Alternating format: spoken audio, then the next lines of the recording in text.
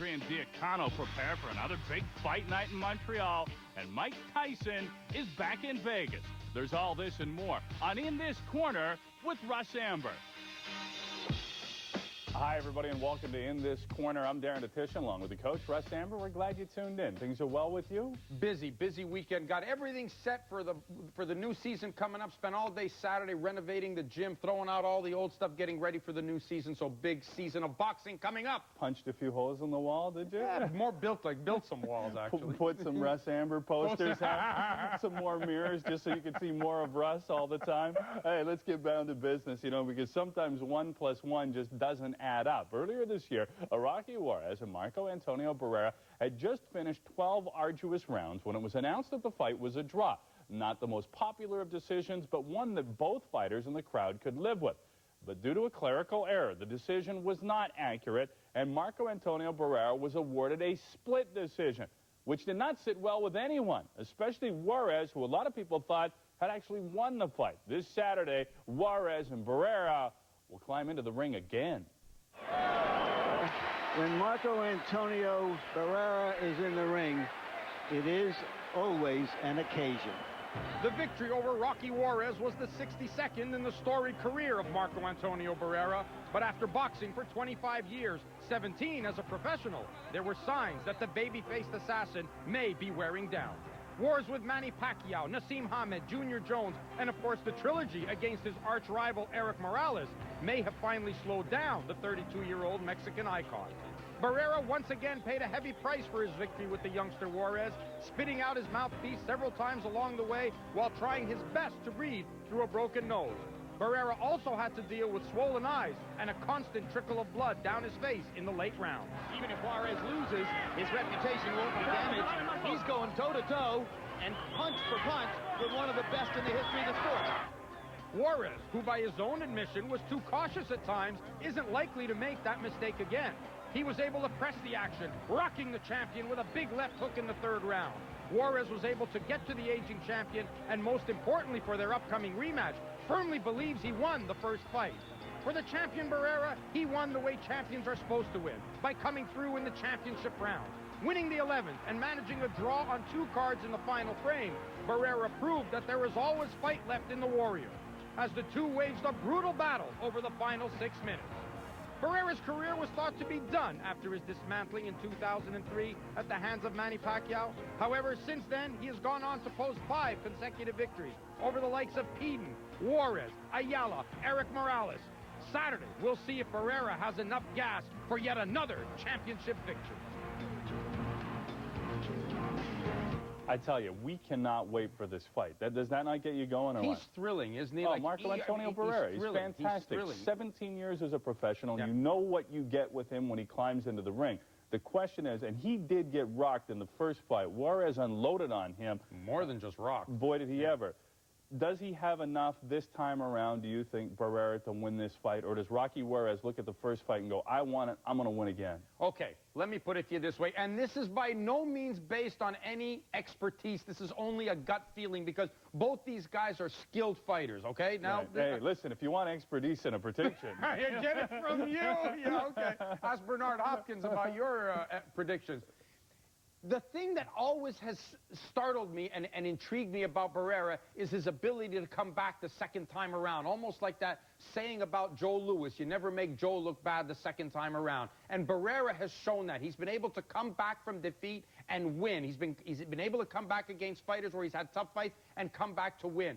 I just think that in this fight, he learned something and maybe has a little bit more respect this time out than maybe the previous time against Juarez and has that little bit extra. However, having said that, I can make the same argument on the other side. Juarez knew he started late in this fight. He knew he should have come on earlier. Perhaps he showed too much respect for Barrera. So maybe he starts earlier, but if he does start earlier, is he up against a fresher Barrera and does he leave himself open? So this guy right here thinks just by a little bit, Marco Antonio Barrera. Right, just on the strength of his experience and what he's been able to do in the past. But What about Rocky Juarez? He, as it stands right now, he did get a lot of respect for the way he performed in the first fight. And he earned a draw. He should have had that draw. Right, but this is a fight he now has to win. Absolutely. And, you know, give credit to Barrera to give him the rematch, because although they awarded the victory to Barrera, he was man enough to step up to the plate. And some other champions who sometimes win controversial or close decision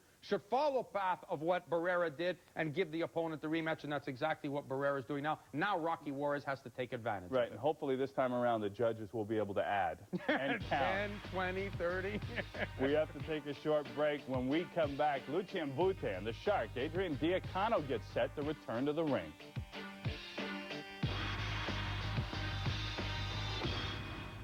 Bute is worried about lefts and rights rather than rankings, but he is moving up in the world. He is in the top 10 of the WBO, the WBC, BA, and IBF, although the International Boxing Federation has him listed as being from France, which is not even close. The Romanian-born fighter calls Quebec his home, and this Friday he will headline another card as he steps into the ring with James Toney. No, not the chunky heavyweight James Toney. It's been a long time since he was a super middleweight. This is a fighter from Ghana.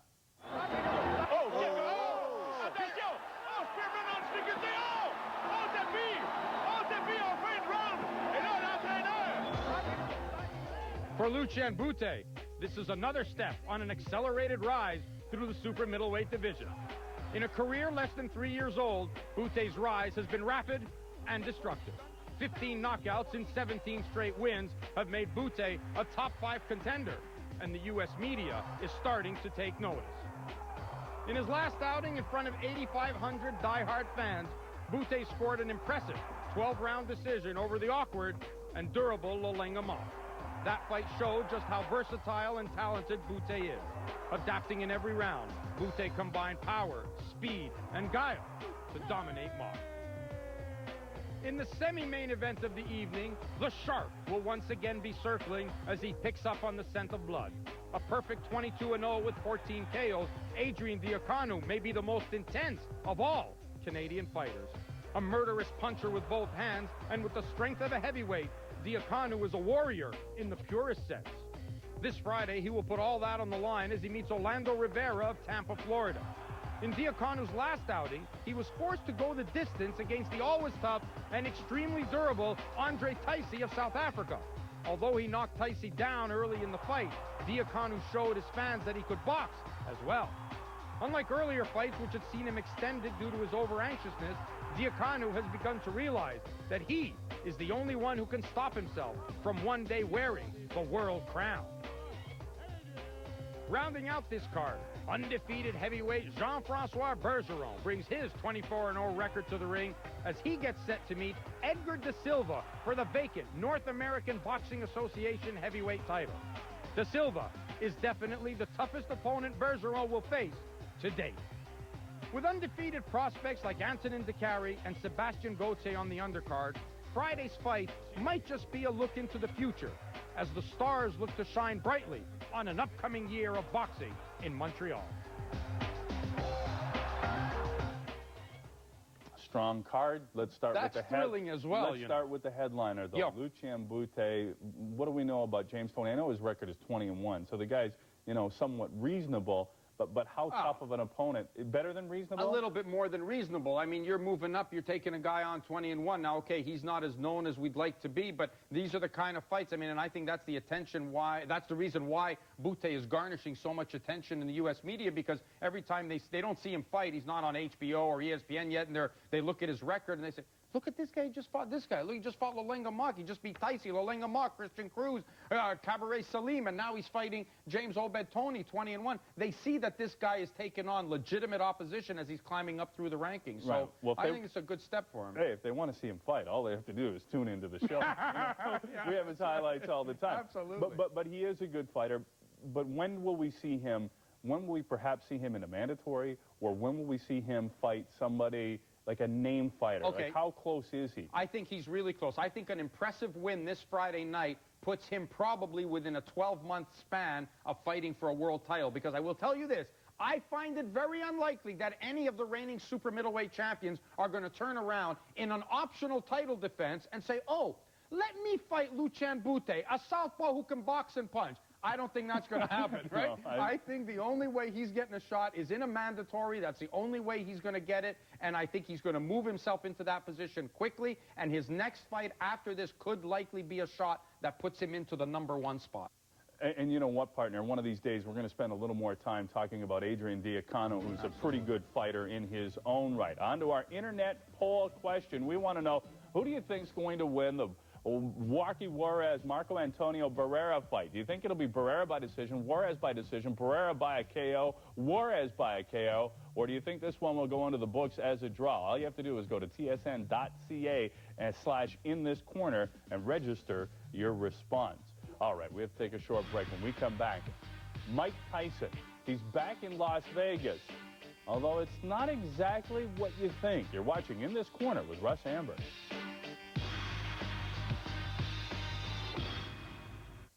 Designed to perform. A little more boxing news for you. Glenn Johnson's camp plans to protest the decision to award Clinton Woods the victory in their light heavyweight clash last weekend. His promoters, Warrior Boxing, claimed that one of Woods' team broke IBF rules by trying to climb into the ring during the bout. Woods retained his title after a split decision following 12 grueling rounds with Johnson. And Dutchie, it's official. The champions will clash. Pretty boy Floyd Mayweather Jr. has announced that he will be putting his welterweight title on the line when he takes on reigning champion Carlos Valdemir. This is the one everyone's been waiting for, and this is the fight that champions are made of. They're going to decide this one.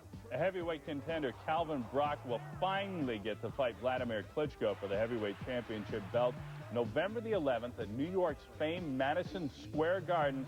Klitschko Brock will be formally announced on September the 19th in New York City. And Evander Holyfield has announced that his next fight in his comeback will be against Puerto Rico's Frez Oquendo in San Antonio on the 10th of November. Holyfield is looking for an unprecedented 5th world title. The 43-year-old former champion just beat Jeremy Bates in Dallas. Right. You know, I wish he could go back to the dancing rather than the boxing, to be quite honest with you. You know what heavyweight title fight I am looking forward to? Vladimir Klitschko, Calvin Brock. You never really know what you're going to get with Big Bad Vlad. That's the intriguing thing, isn't it? It's not so much what Calvin Brock will do, because Calvin Brock can fight a little bit. Don't think he can't. But you just don't know which Klitschko's going to show up, and that's what makes it exciting and entertaining. I mean, Klitschko out there with his size and height should be able to dominate Brock, but Brock with that good left hook, bang, if he hits Klitschko and Klitschko suddenly goes funny a little bit, who knows what kind of fireworks we'll have. So I'm looking forward to that fight like you are. Will Brock be able to hit him? You know what? I think he will, unless the one key thing is, and this is going to have to be the key, and I think Klitschko did this in his last fight as well, he has to go out there and get these guys respect early. He's got to let them know he can hurt them and that he's not a fragile, frail guy. He's going to want to hit them and say, listen, if you're coming in, you're going to pay the price. And he did that with Chris Bird as well. He hurt him with good shots, and I think that took all the steam out of Chris Bird, and that's what he'll have to do with Calvin Brock as well. Yeah, he really tore apart Chris Bird. You know, I don't know where time flies, but it has been 20 years since Iron Mike Tyson became the youngest heavyweight champion in history. At that time, he owned Vegas, commanding as much as $30 million for one fight and earning over $300 million during the course of his career. But that was an awfully long time ago. Now 40, the former champ is just trying to make a buck. A walking, talking Vegas sideshow. Here's Jeremy Schaap. It's been more than 4 years since the last time Mike Tyson fought for the World Heavyweight Championship. That night in Memphis, Tennessee, Tyson was first battered by Lennox Lewis and then knocked out. Where do you go from here, Mike? I don't know, man. I might get faded into Bolivian, you know what I mean? I don't have nowhere to go and nothing to do. But even now, at the age of 40, even after consecutive losses to journeymen Danny Williams and Kevin McBride, even after announcing his retirement from the ring, Tyson has not faded away. Since last Wednesday, Tyson has been training on the mezzanine level of the Aladdin Hotel in Las Vegas. Training, his management team says, for a forthcoming World Exhibition Tour. For about 45 minutes a day, 6 days a week, Iron Mike works out in the shadow of the slot machines and the Aladdin's wedding chapel. I don't want no more problems no more. I don't have it in my heart. Listen, I'm no Iron Mike guy here ready to conquer the world no more. That's just not who I am. It doesn't mean that much to me anymore. Last Saturday afternoon, upwards of 700 people crowded the narrow space in which Tyson did little more than work up a sweat. Still, they claw at the hem of his garments. They scream for him. Their affection for him is clear. Hey, come on, give a shot, my friend. It makes me really uncomfortable. I think these guys are looking to see somebody that don't longer exist anymore. You know, it's my attitude, you know. I would never, you know, if I was Mike Tyson and had my facade on, I'd be talking bad to some people, being tough. I don't know, see, I'm just not that guy anymore. At least I'm trying to exit myself from that person. Mike is really just a simple guy, really not made for being a superstar. Describe for me this process of trying to be a new Mike Tyson. Oh no, big process. God, I have to have my. I don't know. It's not working out too well. You know, it's not working out too well. I think retiring from boxing is the best thing I've ever done in my life. Thank you very much. Truly humble. Thank you. Every action, every comment is greeted with applause. But Tyson says that beneath the adulation is an expectation that tempers the thrill of returning to the crowd's embrace. I'm pretty happy that I retired, but really, I don't know, to be back in here and to work out, it just is a psychological, just boom, hitting the mirror, looking at that picture that you don't like, those things start to come back, you see these people applauding, and then sometimes if I'm not conscious, I might start doing something like trying to hit on these guys, women, their daughters or something, so I always have to be conscious of law that I just get my life together, because it's really hectic out here for me. Financially, how are you doing? I can wear nice clothes. I can go anywhere in the world I want. I always travel first class. I've always had a beautiful girlfriend, but that's not who I am no more. You know, I don't know. I think I need some self-peace or something. I think. Serenity. Yeah, I'm just too much of an extremist. You know, and I'm just so happy that I'm not fighting, because fighting totally turns me that way. You know what I mean? And it's just so ironic when people see me, they smile, and just to think that that's what they want. They want me to curse them out. They want me to grab my crotch, and they want me to be that tough guy. That's just, it's so ironic. I don't know. I want to change. I want to run away from that guy, but everybody always pulls that guy back out of me. Yeah, he's still looking for some sort of inner peace, I guess, Mike Tyson. And he considers himself a student of the game. We've talked to him. He is. Right, and we've talked to him on this very show. I know you've had conversations with him in the past, but how does he not look back historically and see what happened to Joe Louis, how Joe Louis ended up becoming a door greeter in Las Vegas to make a buck, and now Iron Mike is kind of in the same position. That might be a little bit more different. Joe Louis was put into that position by the IRS. Joe Louis gave his money to Army Relief and Navy Relief, and then found out a few years later that he had to pay tax on that money. And from that moment on, he knew he was going to be penniless for the rest of his life, because the more he made, the more he owed, and it just was, he was on this vicious cycle that could never have been repaid back. He went on the wrestling tour, the whole bit. I think with Tyson, it's more of a misguided thing, if you will, and it just goes to show you that no matter how great you are, no matter what talent you have, if you're not surrounded by if you're not surrounded by the right people and part of a good team, you will crumble, and that's what's happened to Tyson. And I think if you look back on his career, and history will show that with the death of Jim Jacobs and Customato, those were the two primal figures in his life. They were the most important people who could have kept him grounded at that point and had him from the time he was 13 years old. It planned to be a star. They weren't there to protect him afterwards, and that's what the sad thing about it is. And he was unable to protect himself. Absolutely. Well, he wasn't supposed to. He wasn't trained for that. No, but you know what? It's amazing. You still see people flocking there. They still want to go see Iron Mike Tyson. All right. Well, we have to take a short break. When we come back, it is Russ's final flurry. We'll give you the latest when it comes to our boy Steve Molitor and more. You're watching In This Corner with Russ Anber.